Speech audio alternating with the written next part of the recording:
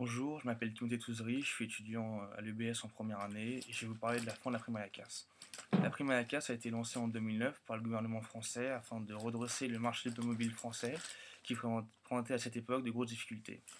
Ainsi, une aide de la part de l'État d'un montant de 1000 euros a été attribuée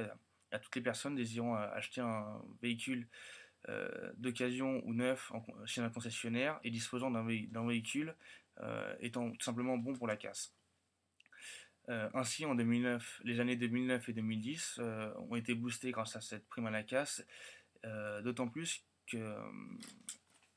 aide que le bonus-malus écologique a été ainsi attribué sur les véhicules polluants ou non polluants, accentuant davantage l'aide financière et dans l'acquisition d'un véhicule. 2009 et 2010 ont été les deux années les plus brillantes en termes d'immatriculation de véhicules en France ces 20 dernières années. Euh, la prime à la casse était de 1000 euros en 2009 et celle-ci a été revue à la baisse en 2010. Non, tout d'abord, elle a été diminuée de 1000 à 700 euros, puis de 700 à 500 euros. En 2010, le nombre de voitures immatriculées en France a été de 2,25 millions de voitures. Et le mois de décembre a été le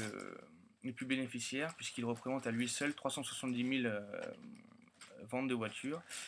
Le dernier jour de la prime à la casse, qui est le 31 décembre 2010, a été marqué par une accélération de la demande impressionnante en France, puisque certains concessionnaires, comme Citroën, ont enregistré plus de 10 000 ventes dans la journée et ont même été obligés d'ouvrir les concessionnaires jusqu'à minuit. Les voitures françaises, de marque française, sont les plus bénéficiaires en termes de primes à la casse, puisque, comme nous pouvons le savoir, le groupe PSA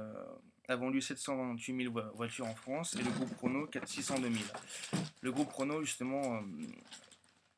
qui a comme sous-marque le groupe Dacia, a enregistré une forte augmentation de la demande de véhicules low cost,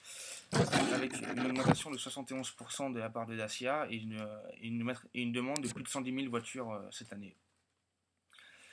En 2010, 600 000 primes ont été accordées aux personnes désirant acquérir un véhicule en France, et ce qui représente sur les deux années de la part de l'État un montant cela a coûté 1 milliard d'euros à l'État. Cette fin de la prime à la casse est une triste nouvelle pour les Français et surtout pour le marché de l'automobile, puisque on estime qu'en 2011, justement, suite à la disparition de la prime à la casse, le marché de l'automobile français va enregistrer des pertes supérieures à 10%, comprises entre 10 et 15% d'après les premières estimations.